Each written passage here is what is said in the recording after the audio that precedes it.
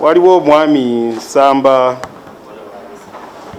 Nsamba Henry alina emyaka 27 ng'ono emirimu gwe twategedde gwakola nti mukubi wa bulooka tetunaba kikakasa naye nga abatuuze abamu basobodde okuba nti bamu identifyinga ttiimu eyali ekuuma mu maka ga Spice Diana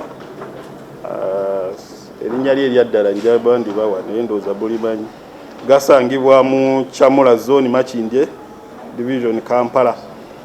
Erumiriza okuba nti ono omwami yalinnya ekikomera n'agwa munda era olwali omufulumya ebweru abatuuze abalala mbu baamukakkanako ne bamukuba mpaka bwe yafa, rather baamukuba mpaka poliisi bwe yajja n'emutaasa era olwali omutuusa emulago n'akutuka.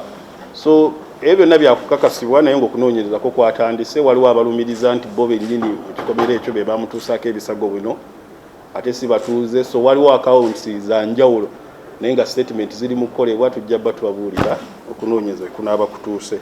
Ekitebe ekikulu eky'Abambega ekibuli kirina akatambi k'obuseegu akasaasanyiddwa ku mikutu egya social media nga akatambi kano kalaga omwami ng'ali mu kwegadanga ne munneewe omukyala naye nga kirabika omukyala yabadde arekodinga omwami mu ngeri emu kirabika kyabadde kigenderere ng'omusajja yayagala bamurekodinga katambi ako akatutte obutikitiki 29. Mu kiseera kino tweyongera okugaziya okunoonyereza tusobole okufuna ekifaananyi ekituufu omwami kyoyo n'omukyala kigwe yali naye.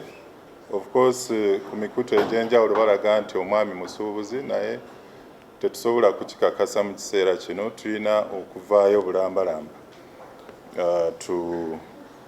aba CID nga bwe bakola omulimu gwabwe naye nga twagala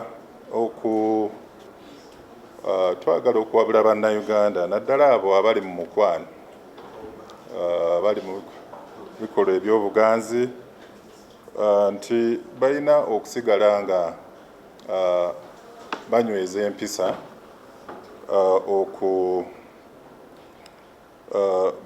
batambulira ku nneeyisa ennungi eggwanga lino kwe lizze nga litambula. Ebikolwa bino ebyokwekwata katambi ng'oli bukunya ate n'omala n'obikasuka ku mutimbagano kikontana n'enneeyisa ey'abantu abawerako era abantu bangi baasisittaziddwa oluvannyuma lw'okulaba ebifaananyi bino n'ekyabadde mu katambi ako.